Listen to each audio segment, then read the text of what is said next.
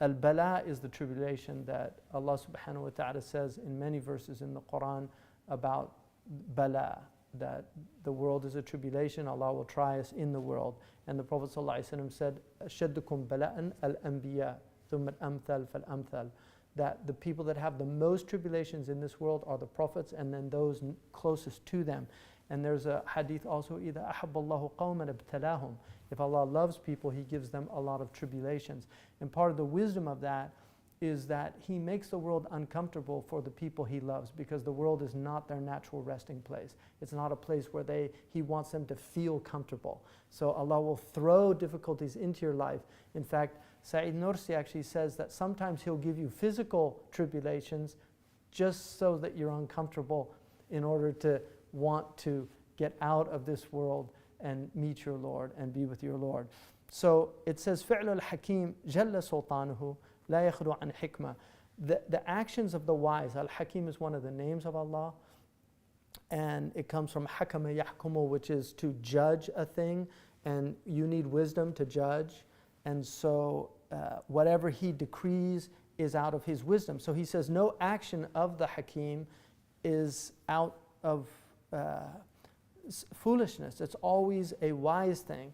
And then لَعَلَّ اللَّهَ يُرِيدُ بِهِ الصَّلَاحِ, that God can do something that you think is not a good thing for you, but He's actually doing it to rectify you or to bring about some rectification. And then He quotes the Quran, وَعَسَى أَن تَكْرَهُ شَيْئًا وَهُوَ خَيْرٌ لَكُمْ وَعَسَى أَن تُحِبُّوا شَيْئًا وَهُوَ شَرٌ لَكُمْ وَاللَّهُ يَعْلَمُ وَأَنْتُمْ لَا تَعْلَمُونَ.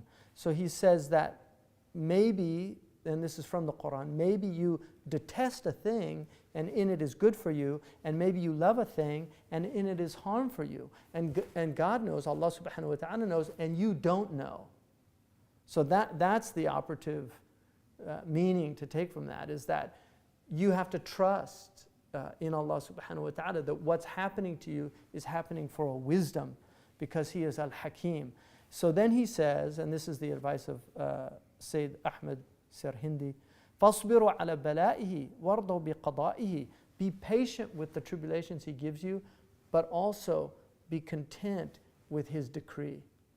Be content with His decree. Because the sakhat, being angry at the decree of Allah, is one of the deepest sicknesses of the heart.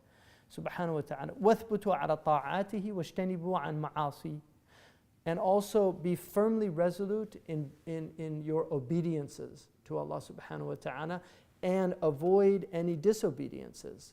Subhanahu, inna lillahi wa inna ilayhi raji'un. This is what people who believe in Allah say when إِذَا أَصَابَتْهُمْ مُصِيبَةٌ. When they're afflicted by any calamity, they say, inna lillahi wa inna ilayhi raji'un. We belong to Allah, and to Him we're returning. So these calamities are from Him to remind us and to bring us back to Him. قال الله تبارك وتعالى وما أصابكم من مصيبة فبما كسبت أيديكم ويعفو عن كثير. That no calamity afflicts you except it's from what your own hands have wrought. In other words, any tribulation that comes to us as a species and us as individuals, we actually deserve it. ويعفو عن كثير. And He forgives much. He forgives much that He's doing. And so that's another really important thing to remember, is that everything that afflicts us comes from our own selves, and yet He forgives many, many things. So this is one of the foundational metaphysical principles that the Quran has, and it's very important for Muslims to remember that, because a lot of Muslims now tend to want to blame things outside of themselves and always look that it's somewhere else. If you read the Quran, what you'll find is that the person that blames in the Quran is Iblis. And the person that takes responsibility is Adam alayhi salam. And this is why Adam was given the Khilafah, the Caliphate, over Iblis. Because Iblis blames, he even blames Allah subhanahu wa ta'ala, بِمَا أَغْوَيْتَنِي لَأَغْوِيَنَّهُمْ أَجْمَعِينَ. Because you led me astray. This is what Iblis says to God. Because you led me astray, I'm going to lead all of them astray. This is a sickness. It's a disease of blaming the other for what happens. this doesn't mean that there is not wrongs and rights in the world. And a lot of people confuse this, because you can look at things at the political level, and then you can look at them at the metaphysical level. If you look at them at the political level, you have to deal with them as political problems. So there are oppressors and there are oppressed. There's right and there's wrong. But if you look at things at the deeper level, which is the metaphysical level, it enables you then to grapple with right and wrong in a way that doesn't destroy your heart. But if you forget that balance, it's having bifocular vision. It's having, when you have glasses, some people need bifocals, so you can see far and then you can see close. The political is looking close, but the metaphysical is looking far. And so this is not denying that there are egregious wrongs being done by some people against others. But spiritually, how do we understand those wrongs? That's the metaphysical question, and that's really what he's addressing here at the level. And this was the level that the Muslims were operating on in the past. And it's something that we've lost because we've become a political community instead of a metaphysical community. And by metaphysics here, I'm really talking about the spiritual and the deep understanding of the reason for existence, the reason for tribulation. These are the things, the Quran in essence is explaining these things, and it takes a great deal of effort to really understand them at a deep level. So he says that no calamity comes except it's what your own hands have wrought. And this is also reiterated in several verses in the Quran. In Surah Al-Rum, Allah subhanahu wa ta'ala says that ظهر الفساد في البر والبحر بما كسبت أيدي الناس. That corruption or pollution, fasad has a lot of meanings in Arabic, has manifested on the land and in the sea because of what humanity's own hands have earned, because of what they were doing. So this fasad that appears in the world is from what people were doing. لِيُذِيقُهُمْ بَعْضَ الَّذِي عَمِلُوا, in order to let them taste some of what they were doing. So the corruption that ensues from wrong action is in order for us to taste some of what we were doing, لَعَلَّهُمْ يَرْجِعُونَ, that perhaps they might go back to God, might make tawbah, might ask for forgiveness. So the things that happen to us are to bring us back to Allah subhanahu wa ta'ala. And this is very difficult for people to understand, but this is a reality. And then he says, فَتُوبُوا إِلَى اللَّهِ سُبْحَانَهُ وَتَعَالَى وَاسْتَغْفِرُوا عَمَّا كَسَبَتْ أَيْدِينَا. So turn back to Allah subhanahu wa ta'ala and ask forgiveness of what our own hands have earned. وَسَلَ الْعَفُوَ وَالْعَافِيَةَ, and ask God for pardon and well-being, because those come from Allah, min Allah subhanahu wa ta'ala. فَإِنَّهُ تَعَالَى يُحِبُّ الْعَفْوَ وَاجْتَنِبُوا عَنَ الْبَلَاءِ مَا اسْتَطَعْتُمْ. And also avoid calamities and tribulations as much as you're able to, because we can actually bring these things upon ourselves. So we bring calamities upon ourselves, and then we blame others for it. It's like somebody who, they eat poorly, and they don't exercise, and all these, they do horrible things. They don't rest enough, and then they get sick, and they say, "Oh, Allah subhanahu wa ta'ala has tried me with illness." The reality of it is you made yourself ill. So if you were exercising, if you were eating well, if you were getting good sleep, if you were doing all the right things, and then you get sick, that's ibtida from Allah. But if you aren't doing any of those things, and then you get sick, you have no one to blame but yourself. And that's why the Prophet ﷺ said, "Man wajada khayran falyahmadillah, wa man wajada ghayra dhalika fala yalumanna illa nafsa." That the Prophet ﷺ said, whoever finds good, let him praise Allah subhanahu wa ta'ala, because all good is from Allah. But whoever finds other than good, let him only blame himself. This is a sahih hadith. So then he says, don't take on tribulation more than you can bear. فَإِنَّ الْفِرَارَ مِمَّا لَا يُطَاقُ مِنْ سُنَنَ الْمُرْسَلِينَ عَلَيْهِمْ الصَّلَوَاتُ وَالتَّسْلِيمَاتِ. Because fleeing from what one is unable to bear is from the sunan of the messengers, is from the way of the prophets and the messengers. In other words, the Prophet ﷺ, he made hijrah because it was becoming impossible for them to live in Mecca because of the tribulations that were there. The Prophet ﷺ left, he was told by Allah subhanahu wa ta'ala to make hijrah to Medina. But this is a teaching for us. وَلَقَدْ كَانَ لَكُمْ فِي رَسُولِ اللَّهِ إِسْوَةٌ حَسَنَةٌ.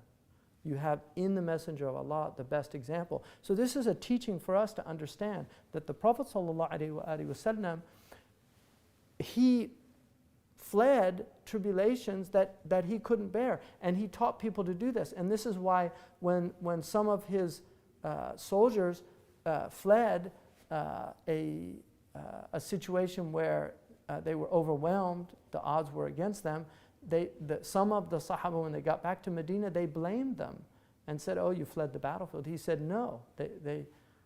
What they did was, that was the right thing to do. He said they weren't farin, they were karin. They were people going to fight another day. And so that's important for people not to take on tribulations that they can't bear and to flee from situations that will overwhelm them and test them. And a lot of our young people need to learn this. The Prophet ﷺ said, "Al-mu'minu la yudhillu nafsahu." The believer will never humiliate himself. And Sidi Ahmed Zarruq and others have said that it's when you actually go up against odds that are overwhelmingly against you. And for instance, if you go into a combative situation where the odds are overwhelmingly against you, and then you're humiliated by it. The people that you have, there's a story about a man, he used to be able to crack a whip. And he was on a carriage, and he was sitting with another man, and they passed by a little gopher, and he cracked his whip and killed the gopher. And then they passed by, there was a bird, he cracked the whip and he killed the bird. And then they saw a hornet's nest, and the man sitting with him, he said, let's see you get that. And he said, no, they're organized. Right? So you can take out these single individuals, but if you go up against hornets, right, wasps, called wasps, right? Yeah, people should know what a wasp is, because a wasp is the natural enemy of a bee. Bees are beautiful creatures because they produce two things, honey and wax. Honey, which is nourishment for the bodies and a healing, a medicine, so it's medicinal. And then wax is what candles are made of, that light up houses, they illumine houses. This is what bees do. But wasps are the natural enemy of bees. A bee will only sting you in self-defense. And because a bee is such an extraordinary creature, it gives its life in self-defense for other bees. So it will literally embed its stinger. It will embed its stinger in the one that it's defending itself against and die because of that. Whereas a wasp will sting you multiple times. It doesn't give up its stinger. So that's something to think about for Muslims, that Muslims are intelligent people historically. It doesn't mean they're always intelligent, but a Muslim by definition should be aqil. أَفَلَا تَعْقِلُونَ. Don't you use your intellects. So, وَنَحْنُ فِي عَيْنَ الْبَلَى. And then he says, we are in the عَيْنَ الْبَلَى, in the world. We're in the source of tribulation. The very nature of the world is tribulation. لِيَبْلُوَكُمْ أَيُّكُمْ أَحْسَنُ عَمَلًا. So the world is tribulation. مَعْ الْعَافِيَةِ. And yet we are in it in well-being. And this is a great gift from Allah, is to ask Allah for well-being. The Prophet ﷺ asked Allah, Allahumma inni as'aluka al-'afwa wal-'afiyah wal-mu'afata ad-da'ima fi dini wa dunyaya wa ahli wa mali wastur 'awrati wa amin raw'ati wahfadni bayna yaday min khalfi wa 'an yamini wa 'an shimali wa min fawqi wa a'udhu bika an ukhtara min tahti.